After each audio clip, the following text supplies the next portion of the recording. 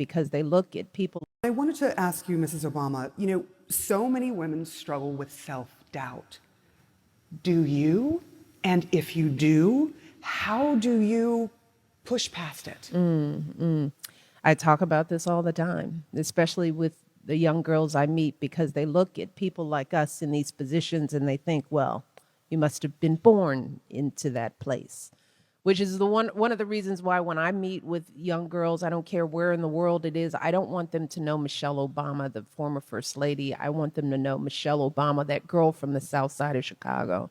I want to break down that wall of impossibility to let them know that I am them and they are me. And yes, every other moment I feel self-doubt, because when you and society intentionally does that to women and girls. It starts at a very early age. We question our value, our worth. We question how we look, how we talk, where we're from. There are people with power who want us to stay small. They want us to stay doubtful. And so our cultures reinforce that. So the one thing I want young girls to understand is that those feelings are real. They are not crazy. They are indoctrinated in us all, and we carry them around with us our entire lives. And I don't care how far you go, whether you go to the White House, you are constantly batting away those negative messages of being not enough. And yes, I deal with that too. And I don't want young women, young girls to get ahead of themselves to think that they have to fix it all now. In order to break these cycles of negativity, you got to get up every day and do the work right before you. That means getting your education when the opportunity presents itself, and then focusing on that, doing the work, doing your homework, getting to the next stage in life. Because if you take those small steps over time, you build up a lifetime of another story for yourself. No one can do that for you. You have to look over your life, and we as women sometimes feel like we have to have done everything right before we can take credit for the things that we have done. But there is power in what we do every day. And I have to remind myself of that every single moment. But now that I'm older, I can now look back and say, yeah, I am worthy.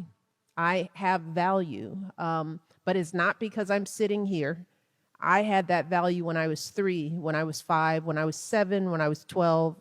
And for the young girls out there, you have it now. You just have to take the time to realize it and be patient with yourself as you do it, because the process takes a lifetime. Takes a lifetime.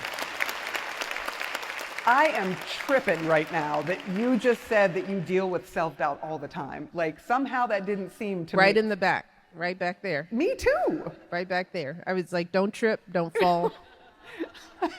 The same things. Amal and I were like, what are you wearing? Is this color right? Will this be stupid? I'm really honored to be doing this work with you, and also, what are you wearing? So what do you do, Amal, when self-doubt attacks you? Because that's what it feels like, right? It kind of feels like an attack.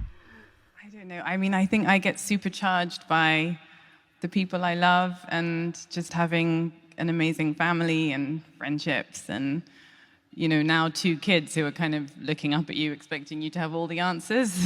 And it's put a fine point on why we're doing all of this, and I think it's, I imagine them kind of, they're only 5, so they're not quite on top of current affairs yet.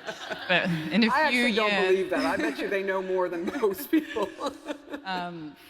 Well, actually, my son drew a picture the other day of a prison, and he was like, Putin should be in here. And I was like, oh my goodness. Maybe I went a little too far on that one. I don't know what he overheard, but I am working on Ukraine still. But I do think about in a few years, when maybe 5 or more, when they sort of start to learn about some of these issues that we're talking about and what's happening in the world, and when they ask us, what did you do about this? What did you say about that? What will my answer be? And I hope it will be a good one. I think it's important to tell all girls that you can be whatever you want to be. You can be a mom and a working mom, or a working woman and not a mom, or a mom and stay home. Like, all of these choices are okay. And guess what? You can also get it wrong with your kids. So same thing, my daughter was 5, my oldest, and she told her doll to lay down because it had HIV AIDS and she needed to take care of it. And I thought, oh my God, I've gone way too far on my work. But no prison drawings? No. I have one question that I'd like you all to answer because I thought this was a brilliant idea. So the Girls Opportunity Alliance asked girls to write to their 25-year-old self. And since we are so young, I'm going to ask you to reverse that. What would you, and I'll start here with you, Melinda, what would you tell your 25-year-old self now that you've lived a life? I would say life is even more beautiful ahead than you realize. And I would say to my 25-year-old self, you knew in high school who you were. And you let go of some of that for lots of reasons. People, situations, college, people around you. You knew who you were. And once you learned to re-be the girl you were in high school is when you grew into the full woman that you could be. Boom. Mrs. Obama? That part. Right? Just simply put, I would tell myself, you are good enough. You are valued. You are worthy. Your story matters. Your voice matters. You will do the great things that you know you can do. There was something that struck a chord. It's like we all knew who we were when we were little. We knew our power then. It was just second guessed. So I would tell myself, follow that instinct, that pay attention to that flame in you because it is real. And keep it fueled, and don't let anybody try to blow it out because you're going to need it. Manjiri? You know, it's so inspiring to hear Mrs. Obama and Melinda Gates, share about what they would tell themselves when they're 25 years old. I think the best thing I would say is if there's something good that someone can be able to invest on and has the best interest in this world is knowledge. Let's keep on encouraging our girls. Keep on doing it. Keep on believing yourself. Keep on, you're getting there. Keep on. Let's get her there. So hi, my name is Ankur. 2021 आते ही I lost my job. Salary नहीं है, project. Love that answer. Amal? What they said. I know. It's hard being last on this one. You know, I would say define failure as not trying, because actually going for things and falling flat on your face is fine. It's a learning experience. It makes you stronger. But if you don't try and if you don't actually follow your dreams or even admit what they are and go for it, it's something that will stay with you. So the idea is go for it, get there, and get others there. Because you do work all around the world, where in the world are you most concerned about what is happening to girls and women right now? Everywhere. It's unfortunately, I mean, you know, at the moment I'm working on, with our foundation, gathering evidence of crimes being committed against women and girls, amongst others, in Ukraine. You know, I've spent 7 years working on cases where I represent women who were victims of enslavement and sexual violence committed by ISIS. So that's women from Syria and Iraq. We know 1 in 3 girls in the world has suffered sexual or gender-based violence. That's a huge number. And the problem is, it's going to keep happening if we don't have accountability. So at our foundation, we call what we do waging justice, because, you know, we cannot assume that justice is just going to happen.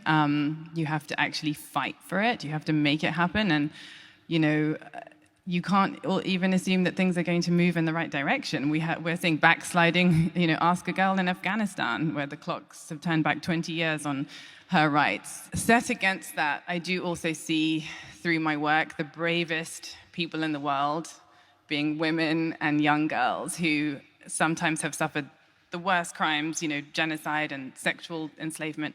And they are the ones fighting back, fighting for justice. And I have to say, you know, today watching on our screens what's happening in Iran with girls who've suffered, you know, the worst brutality, but a protest movement and, you know, being led by girls in school uniform who are facing off against a regime that is using force to torture and kill, and they're still determined, because if they're not the ones on the front lines, they can't rely on others for change. And I think that's incredible. And I think it also gives us perspective. If girls like that can risk everything to, just be free to show their hair and have just basic freedoms, then we can all do more, from where we're sitting. And so I find that really inspiring. You see, I was talking to one of my friends and asked him, buddy, how many streams of income do you have? He said,